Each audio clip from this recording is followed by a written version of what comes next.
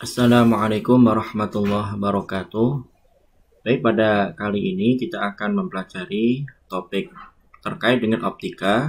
Fokusnya adalah pembentukan bayangan.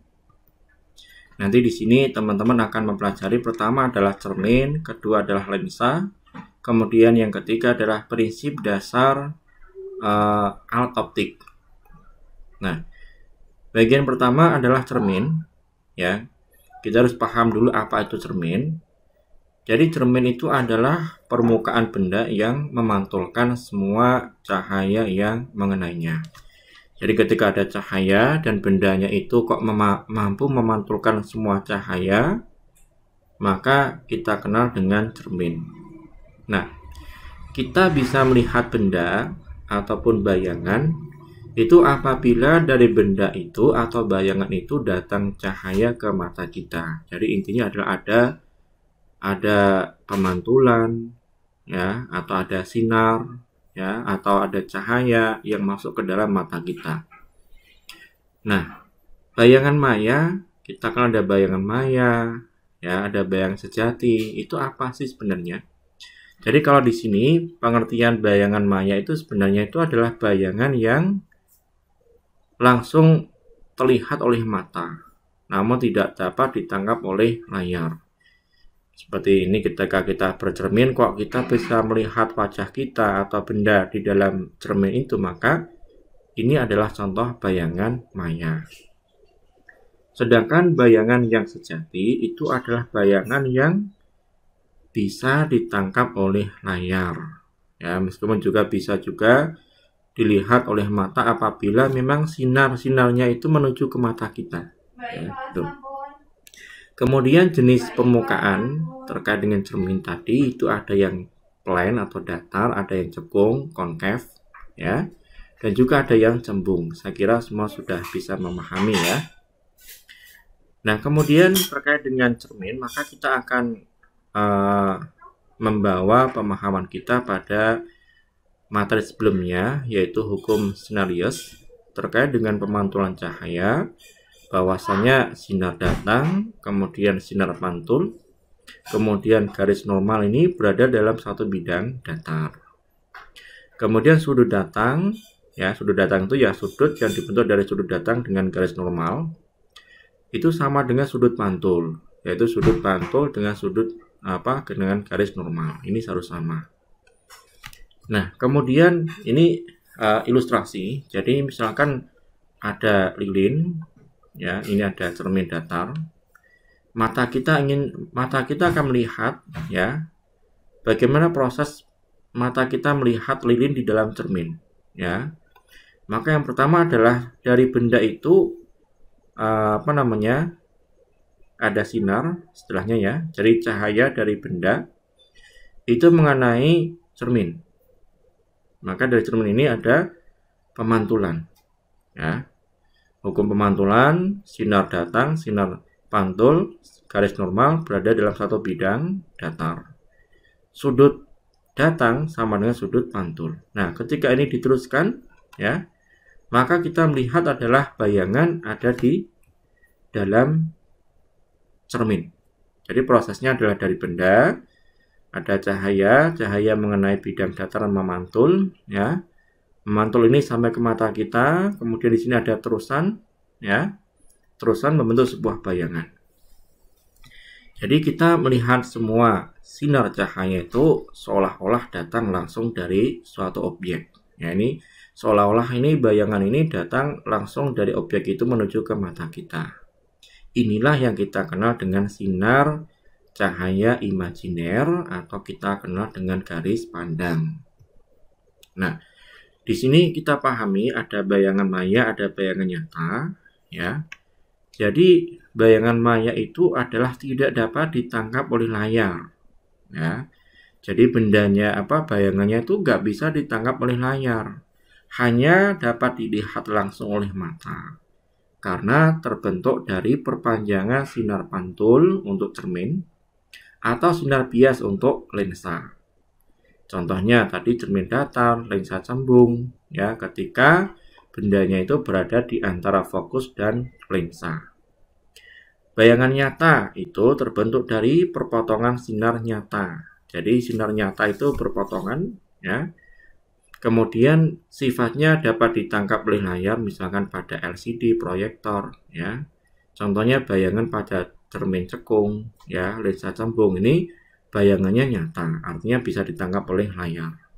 Nah, di sini adalah mata kita melihat, ya, ada jendela, misalnya jendela terbuka. Di sini ada lilin atau ada benda, ya. Nah, dari ini apa namanya? Bayangan sinarnya ini, ya, sinarnya masuk ke mata kita. Kemudian dalam mata kita ada lensanya, kemudian kita bisa menerjemahkan apa yang kita lihat. Ini namanya bayangan nyata, ya. Kemudian yang satunya adalah bayangan maya. Ini dibentuk dari perpanjangan sinar bias atau sinar pantul. Ini kan ada benda, kemudian mengenai cermin, terjadi pemantulan, ya.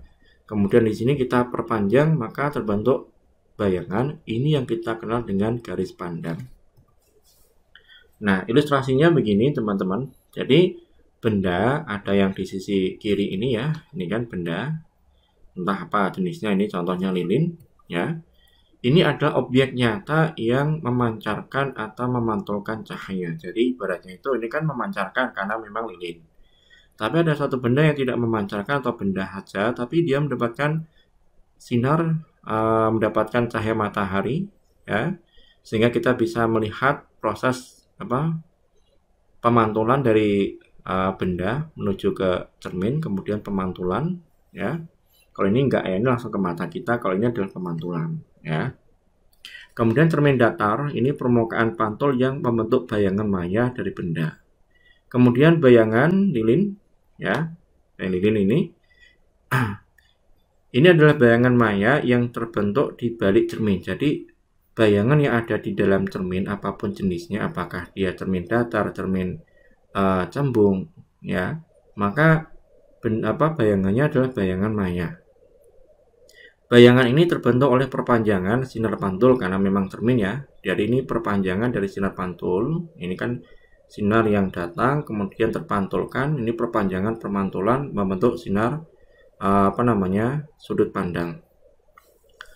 Kemudian mata pengamat melihat seolah-olah cahaya itu berasal dari belakang cermin, dari arah bayangan. Kemudian garis kuning ini, putus-putus ini adalah sinar imajiner, ya, sinar imajiner yang kita kenal dengan garis pandang. Berikutnya adalah cermin datar di sini, teman-teman, ya. Jadi permukaannya datar, kemudian cahaya dipantulkan lurus ke belakang, memasuki istilahnya masuk ke dalam cermin, menghasilkan bayangan yang ukurannya sama dengan objek aslinya, sama, ya. Cuma nanti istilahnya berkebalikan, kanan jadi kiri. Ini contohnya, ini ilustrasinya. Bayangan pada cermin datar itu bersifat maya, dibentuk oleh garis pandang tadi, ya, perpanjangan sinar pantul. Ini membentuk namanya garis pandang, dan ini sama-sama tegak, ya.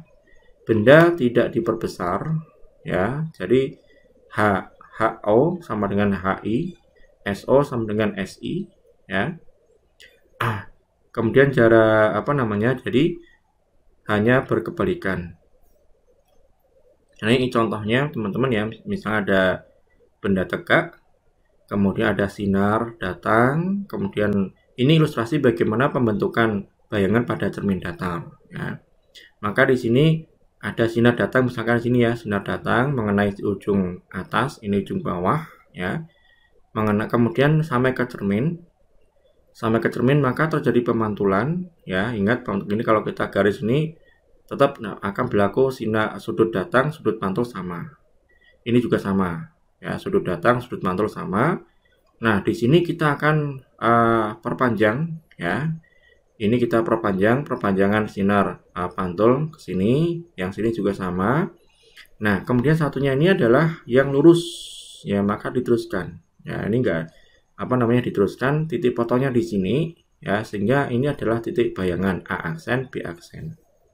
Sifat bayangan pada cermin datar itu pasti maya, tegak sama besar, jarak bayangan sama dengan jarak benda, tinggi bayangan sama dengan tinggi bayangan, posisi bayangan berlawanan dengan posisi benda, ya. Yang seperti ini ilustrasi, yang kanan jari kiri, kiri jari kanan, itu. Nah, kemudian jumlah bayangan pada dua cermin datar, misalkan kita punya dua cermin, ya, pembentuk sudut, ini ilustrasi. Berapa sih jumlah bayangan yang dibentuk? Itu ya rumusnya ini, ya. N sama dengan 360 derajat dibagi dengan alfa atau sudutnya dikurangi dengan M. Kalau hasilnya pembaginya kok ketemu genap, maka M-nya 1. Kalau ketemunya adalah ganjil, ya, pembaginya ketemu ganjil, maka M-nya adalah 0. Misalkan nanti ini ada sudutnya, misalkan sudutnya 40, ya. 40 itu kan 360 bagi 40 ketemu 9. 9 itu kan 9 itu adalah ganjil, maka M-nya 0. Tapi kalau dibagi 6 misalkan, ya, bagi 6, 60 sudutnya 60. 60 itu kan ketemunya adalah 6 genap, maka M-nya 1, ketemunya jumlah bayangannya adalah ada 5. Nah, berikutnya adalah cermin lengkung, yang tadi cermin datar, ya. Jadi nanti ini adalah cermin yang permukaannya bentuknya lengkung. Sebenarnya cermin lengkung itu, atau baik itu cermin cembung atau cermin cekung, itu sebenarnya berasal dari permukaan bola, kemudian kita ambil, ya, kita ambil sebagian, maka ada satu sisi bentuknya cekung, ada satu sisi bentuknya cembung. Nah, titik C ini adalah pusat, ya, titik tengah bola atau pusat dari cermin, memiliki jari-jari R, misalkan kadang ada yang R besar, ada yang kecil. Kemudian tengah-tengah antara permukaan ke C ada titik fokus. Fokus ini nilainya adalah R dibagi 2, gitu. Nah, kemudian yang perlu teman-teman pahami yaitu bagaimana kita menggunakan perjanjian tanda, kapan positif, kapan negatif. Jadi daerah di mana cahaya datang, bendanya di mana benda berada, ya, dinamakan daerah nyata. Pada posisi ini S jarak benda, S aksen jarak bayangan, R jari-jari, F-nya diambil nilai positif, ya. Kemudian daerah di belakang cermin dinamakan daerah maya. Pada posisi ini S aksen, R dan F-nya diambil negatif. Sehingga dari sini kita akan paham untuk cermin cekung, ya. Cermin cekung itu R-nya akan positif, ya. Kalau R-nya positif, maka F-nya positif. Karena jari-jari cermin cekung positif, maka cermin cekung sering dikenal dengan cermin positif. Berikutnya adalah cermin cembung. Ini berlaku R-nya negatif. Kalau R negatif, maka F-nya negatif. Karena jari-jari negatif, maka cermin cembung sering dikenal dengan cermin negatif. Nah, seperti ini, ya. Ini adalah cermin cekung, bentuknya cekung, bendanya di sini, ya. Bendanya di sini berada di di dalam pusat, ya, pusat cermin. Nah, kemudian di sini cermin cekung itu memiliki bentuk seperti bagian dalam mangkok, ya. Jika sebuah objek sangat dekat dengan cermin, maka cahaya itu dipantulkan sedemikian rupa sehingga menghasilkan gambar tegak yang diperbesar. Ini khusus kalau bendanya dekat dengan cermin, ya. Tapi kalau objeknya jauh, maka bayangan yang dibentuk itu akan diperkecil dan terbalik. Ini nanti kaitannya dengan sinar-sinar atau sinar istimewa pada cermin cekung, ya. Nah, rumusnya bagaimana? Rumusnya ini, ya, teman-teman harus hafal. Seperti SO ditambah seperti SI sama dengan seperti F. Tapi ingat, untuk cermin cekung ini F-nya pasti nilainya positif, diingat, ya, F-nya positif. Karena F ini nilainya setengah dari R, maka kita bisa mengembangkan rumusnya jadi seperti ini. Nah, kemudian perbesaran itu bayangan dibagi dengan benda asli. Baik SI dibagi SO atau HI dibagi dengan HO. Nah, ini prosesnya, teman-teman, ya, gampang banget. Ini cermin cekung, ya. Ada benda di sini misalkan. Sinarnya apa namanya, sejajar dengan sumbu utama, maka dipantulkan menuju titik fokus, ya. Kalau sinarnya menuju titik fokus, maka dipantulkan sejajar sumbu utama. Kemudian kalau sinarnya menuju apa namanya, ini minimal 2 sinar ya. Kalau dia apa namanya menuju titik pusat, ya, maka dia diteruskan, ya. Banyak nanti ada hukum-hukumnya ya, sinar istimewa pada cermin cekung. Tapi untuk membentuknya ya setidaknya seperti ini ya, sinar pertama ini, kedua ini, ya. Maksudnya kalau sinarnya itu menuju titik pusat cermin di sini ya, misalkan ya seret, maka dia tidak dipantulkan istilahnya. Nah, ini. Nah, kemudian untuk cermin cekung kita harus ingat ada ruang-ruang yang biasa memudahkan kita. Ruang 1 itu adalah titik antara permukaan dengan F. Ruang 2 antara F dengan pusatnya atau dengan O-nya atau dengan M. Ruang ketiga ini adalah lebih dari 2F atau di apa namanya tak hingga ya ini. Kemudian titik O ini titik permukaan ya, ini kan kita kenal dengan istilah vertex itu. Nah, ini tadi yang kita singgung. Jadi sinar istimewa pada cermin cekung kalau dia sinarnya sejajar maka dipantulkan menuju titik fokus. Sebenarnya ini kalau kita menggunakan sinar yang lainnya nggak apa-apa, kita menggunakan hukum Snellius. Jadi ini seakan-akan ada garis normal di sini ya, garis normal sudut datang sama dengan sudut pantul. Yang sini juga sama, ketika sinarnya melewati fokus ini kan dibiaskan dipantulkan sejajar sumbu utama. Ini sebenarnya ini dari sini, ini garis utama ya, tegak lurus ini kan, sudut datang sama dengan sudut pantul. Yang sini juga sama menuju titik pusatnya, maka dia dipantulkan kembali. Ini sih. Nah, dalam membuat bayangan pada cermin cekung ini kita membutuhkan minimal 2 sinar. Contohnya ini ya, misalkan ada benda di sini, kita gunakan ada yang sejajar maka dipantulkan menuju titik fokus ya. Kemudian menuju titik pusatnya maka dia dipantulkan kembali ke sini ya. Nah, posisi ini tidak mungkin ada pertemuan di 2 garis ini. Yang terjadi adalah perpanjangan sinar pantul maka di sini. Nah, kalau bayangan ada di dalam cermin ini maka kita kenal dengan bayangan maya. Mata kita bisa melihat di sini ya, bendanya bayangan di sini. Sehingga kita bandingkan, ini jelas maya, kemudian ini asli, kemudian bayangan kok semakin tinggi maka diperbesar. Ini kok sama-sama ke atas maka dia diperbesar. Kemudian ruangnya 1 2 3, di sini titik 4, ruang 4. Itu. Nah, biasanya itu jumlahnya 5. Kalau apa namanya benda di ruang 1 biar 5 di mana ruang 4. Akan gitu ya. Kemudian pada ini pembentukan ya, misalkan bendanya ada titik sini ya, tetap kita menggunakan hukum sinar istimewa sejajar dipantulkan menuju titik fokus ya, menuju titik fokus dipantulkan sejajar seret ya.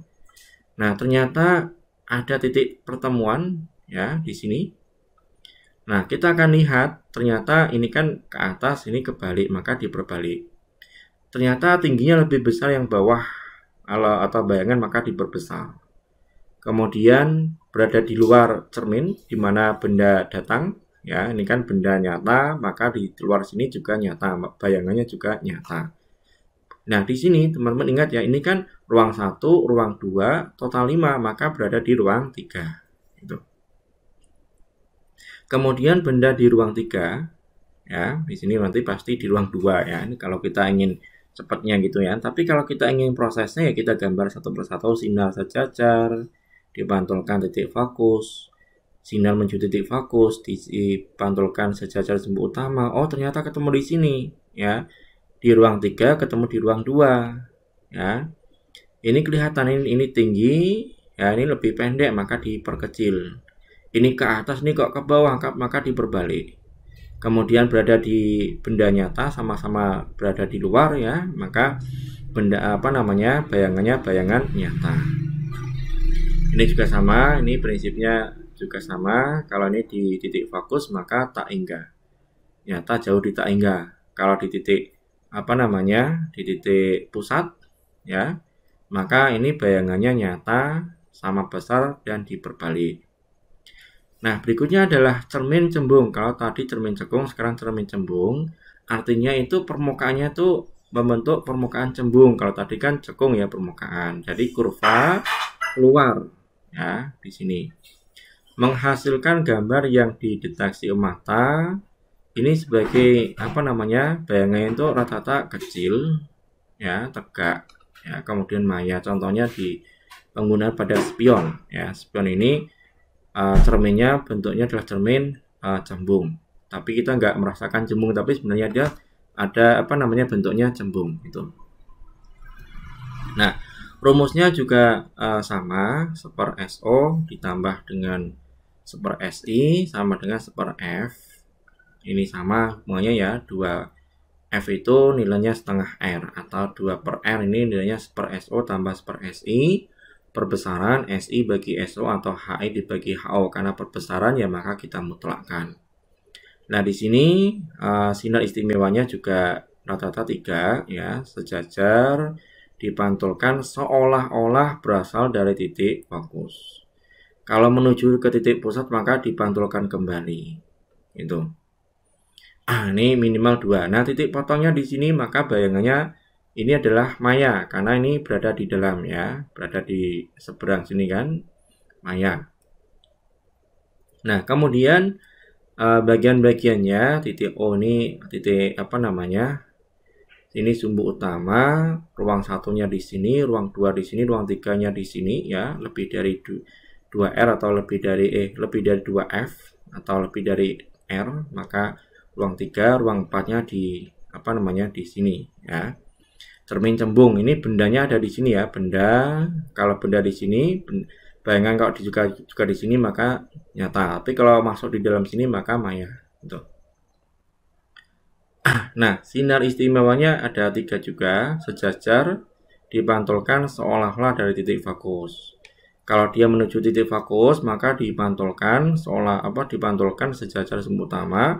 Kalau sinar datangnya itu menuju titik pusat sini maka dia dikembalikan ya, dikembalikan. Nah, ini contoh. Di sini ada cermin cembung ya, ini berada di sini, sejajar dipantulkan seolah-olah dari titik fokus sini ya, ini fokus ini kan sini, kemudian menuju titik pusat maka dia diteruskan kembali ya, dipantulkan kembali. Nah, di luar sini nggak ada perpotongan, yang ada perpotongan adalah di bagian sini, sehingga di sini ini adalah letak bayangan. Gimana bayangannya? Ini tegak ke atas, ini juga ke atas, maka sama-sama tegak. Kemudian berada di dalam cermin ya, maka dia maya.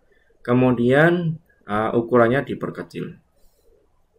Ini ruangannya juga sama ya, ruangan 1, 2, 3, 4 ya. Benda di ruang 4 maka bayangan di ruang 1, totalnya 5 dan seterusnya.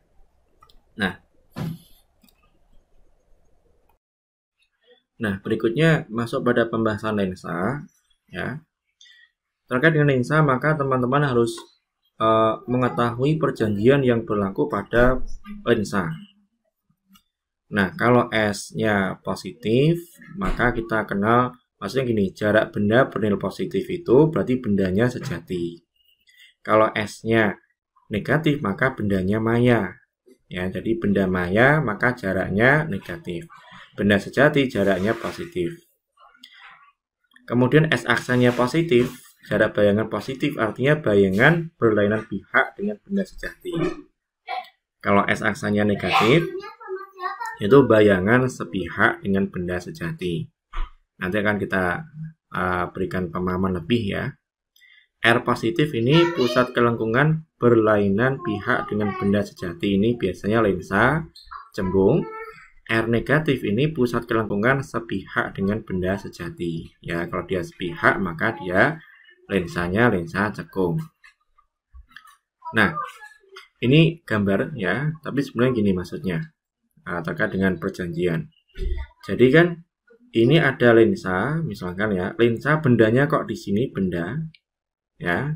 Kemudian bayangan kok di sebelah ini kan bendanya sebelah kiri, bayangan sebelah kanan misalkan. Maka bendanya positif, bayangan juga positif. Tapi kalau bendanya di sebelah kiri, bayangan kok juga sebelah kiri, ya, maka nilainya adalah negatif. Nah, terkait dengan jenis lensa itu kan ada lensa cembung-cembung ya. Ini kan cembung dengan cembung biconvex. Cembung datar, ya ini datar posisinya ini adalah cembung. Ada yang cembung cekung, ya ini cembung, ini cekung. Ya, konkav, konvex. Nah, rumusnya bagaimana? Rumusnya tidak beda jauh dengan yang cermin ya, seper SO tambah seper SI, nilainya seper F. F ini nilainya setengah dari R, sehingga bisa juga 2 per R. Perbesaran SI bagi SO atau HI bagi HO. Nah, terkait dengan lensa itu ada besaran yang namanya kekuatan lensa, ya P. Nilainya seper F. Kalau seper F berarti fokusnya sudah dalam satuan meter. Ada yang 100 per F, maka kalau 100 per F berarti fokusnya satuannya sentimeter. Tuh. Jadi kekuatan lensa itu maksudnya gini. Besaran yang menyatakan ukuran lensa yang menggambarkan kemampuan lensa untuk membelokkan sinar. Ya, kekuatan lah. Nanti ada plus 2, plus per 4, seperti kacamata yang sering dipakai oleh beberapa orang ya. Nah, di sini untuk bagian lensa cembung ya, ini ruangan juga, ruangan 1, 2, 3 ini posisi ruangan 4 bisa ya. Kemudian ini 1, 2, 3 ini juga 1, 2, 3 ini ruangan 4. Nah, SU ini adalah sumbu utama ya, sumbu utama. Kemudian titik P adalah titik pusat kelengkungan. Jadi di sini kan melengkung ya. Ini titik P melengkung, ini juga melengkung. Kemudian O ini titik pusat optik. R adalah jari-jari lensa. Ini jari-jari lensa. Ini juga. Kemudian F ini titik fokus. OF, O ke F ya.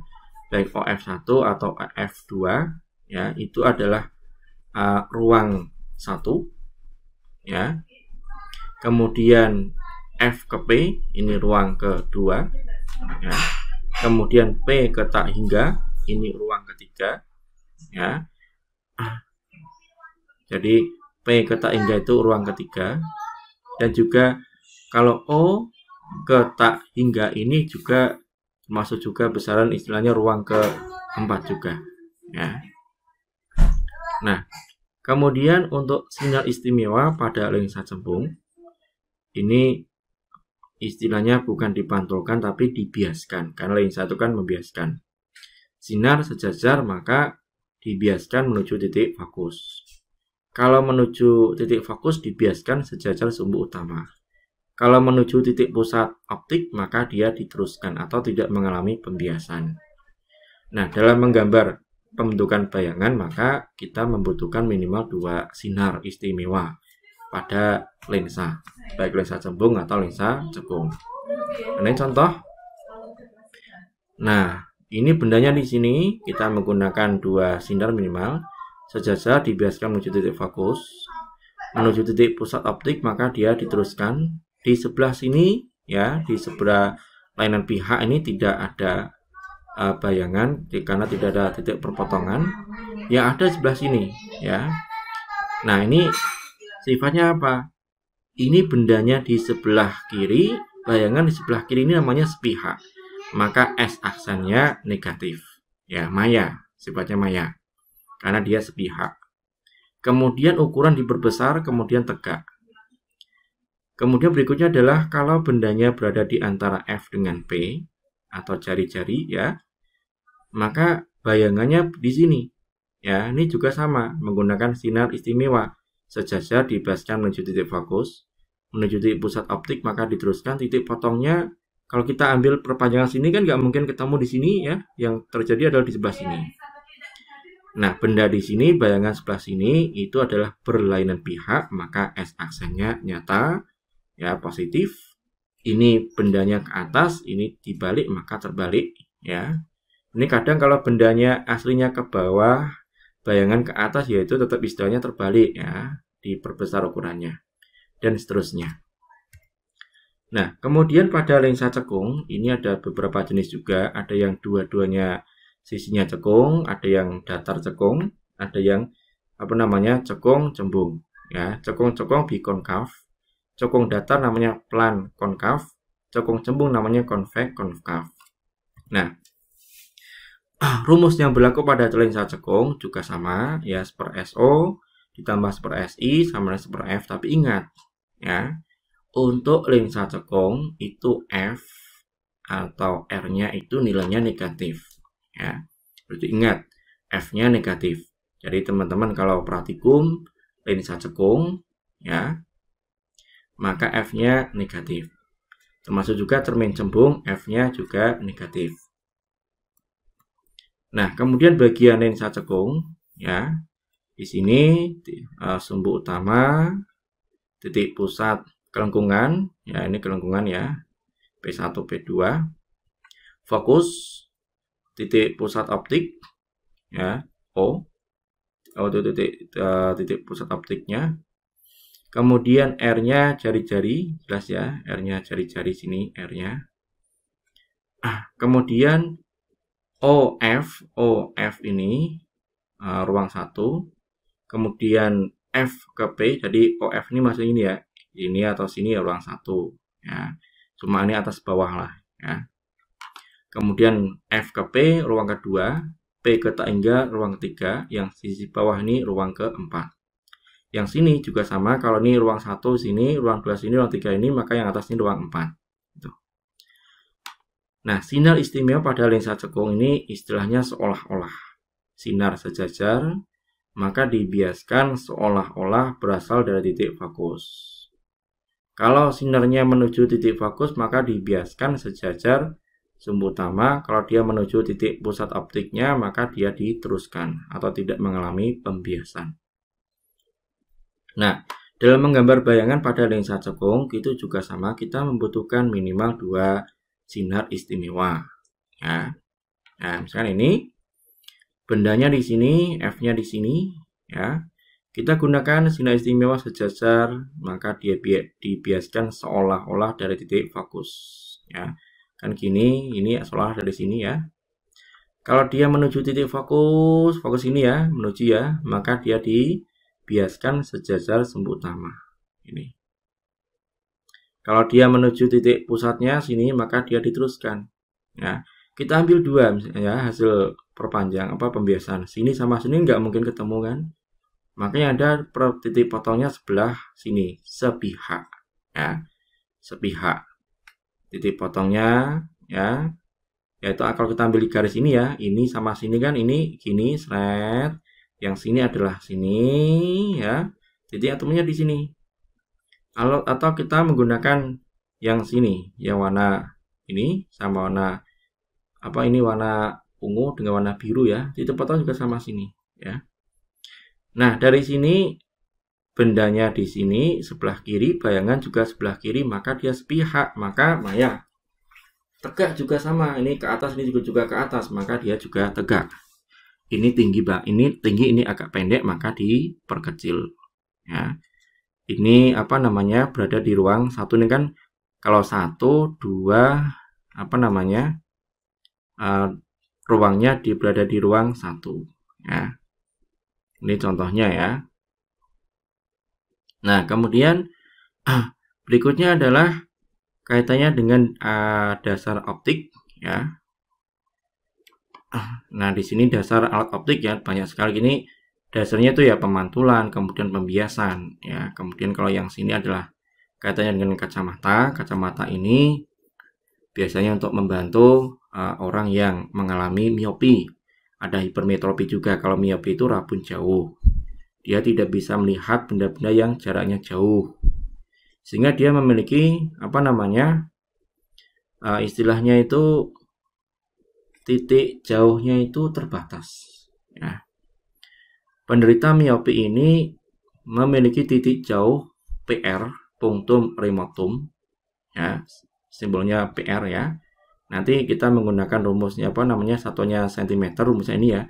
Kekuatan lensanya ya negatif 100 dibagi PR, titik jauh dari orang yang menderita miopi. Kalau orang yang normal itu titik titik dekatnya ya kurang lebih 25 cm ya. Jadi ini untuk yang miopi itu memiliki titik jauh lebih dekat dari titik normal mata. Ya, kalau mata normal itu kan bisa melihat jauh tak hingga. Tapi kalau orang miopi, dia itu melihatnya terbatas, mungkin dia maksimal hanya 100 meter ya. Di atasnya 100 meter udah nggak jelas. Nah, ini. Atau mungkin 25 cm. Ya, 25 meter, lebih dari 5 meter udah nggak jelas.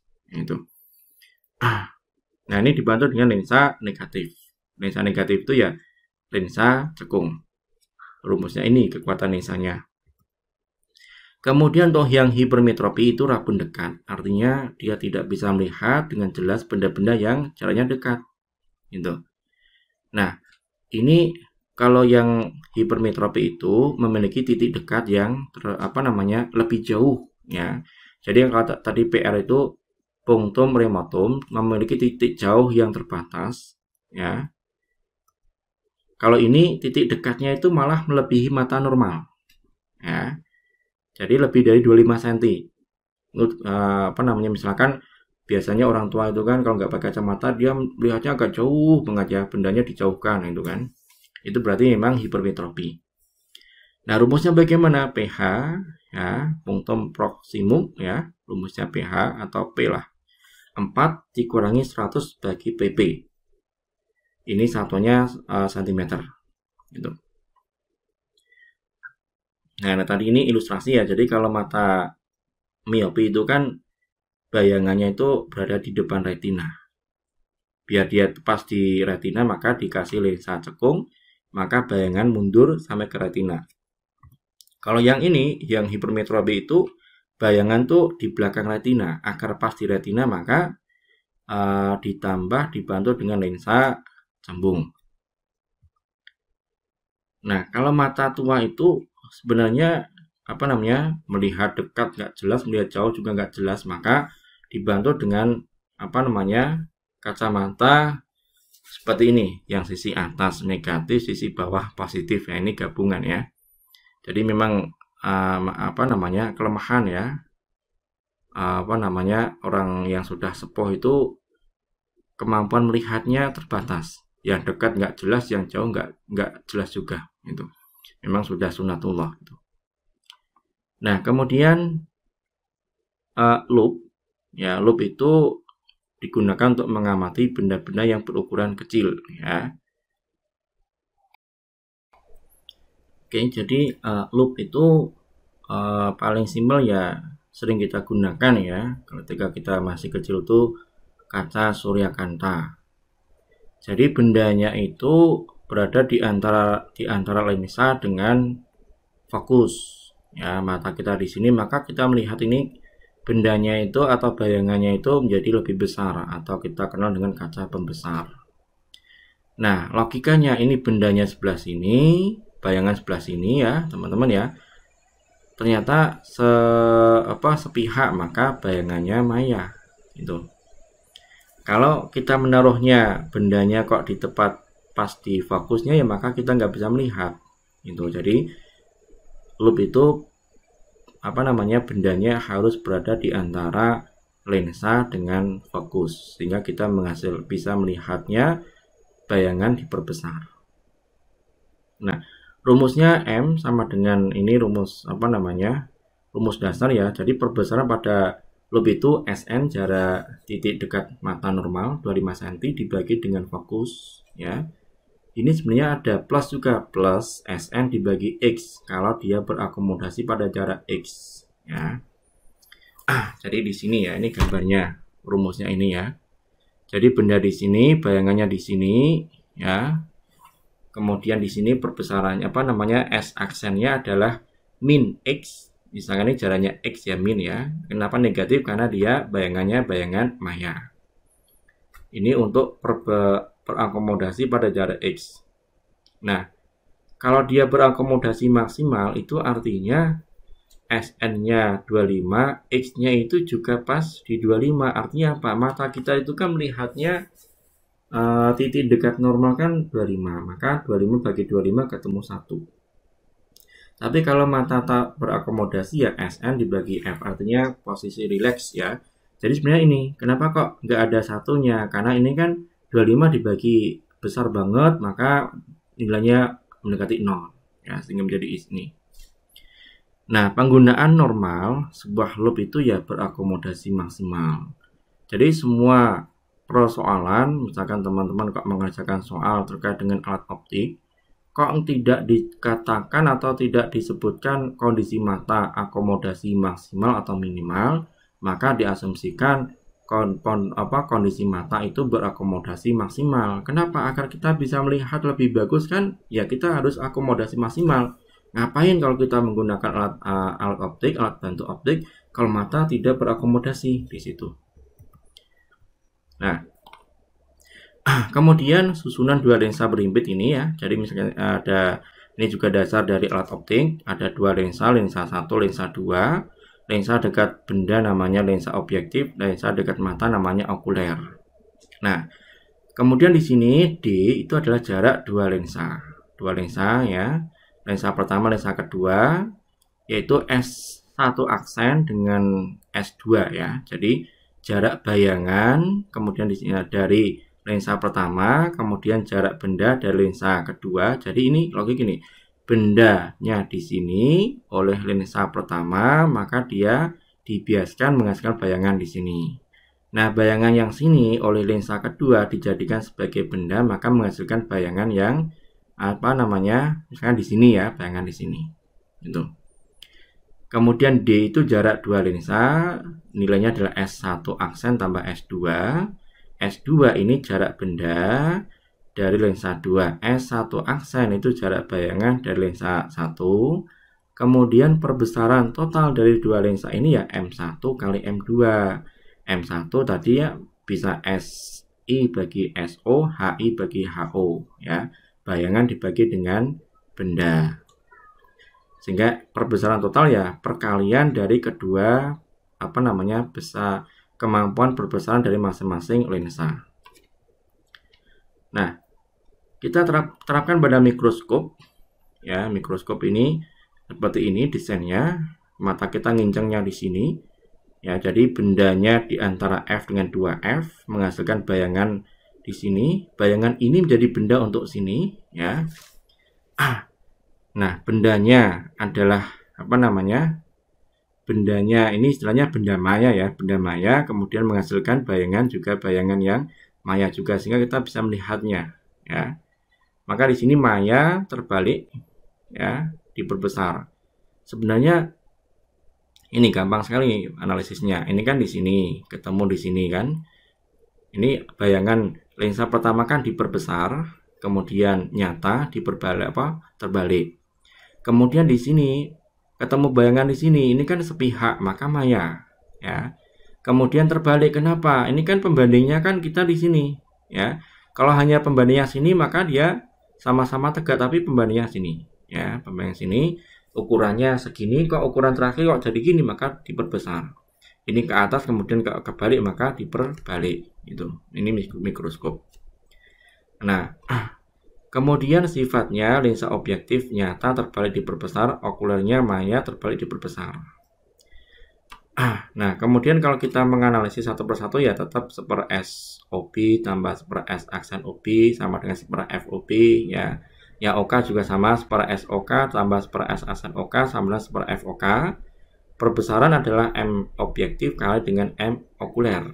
Nanti harus mencari ibaratnya itu ya S aksen dibagi SS atau SI bagi SO, HI bagi HO atau H aksen dibagi H. Nah, yang sudah jadi seperti ini ya teman-teman, ini nanti kalau ingin asal usulnya ya nanti harus pelajari di mata kuliah optika. Jadi M objek perbesaran ya, perbesaran pada lensa objektif ini ya, objektif ini ya, H aksen objektif bagi HO atau S aksen objektif bagi SO, SOB ya, objektif. Kalau okulernya SN bagi FOK plus 1 untuk akomodasi, SN bagi FOK nggak ada satunya berarti tidak berakomodasi. Tuh. Nah, di sini nanti teman-teman menjadi dasar ya bagaimana ini kalau perbesaran ya kita mutlakkan saja ya, mutlak. Jadi perbesaran itu pasti nilainya positif ya gitu. Baik, ini saja untuk materi pembentukan bayangan pada lensa dan cermin dan juga konsep dasar dari alat optik. Mudah-mudahan bisa dipahami. Terima kasih dan wassalamualaikum warahmatullahi wabarakatuh.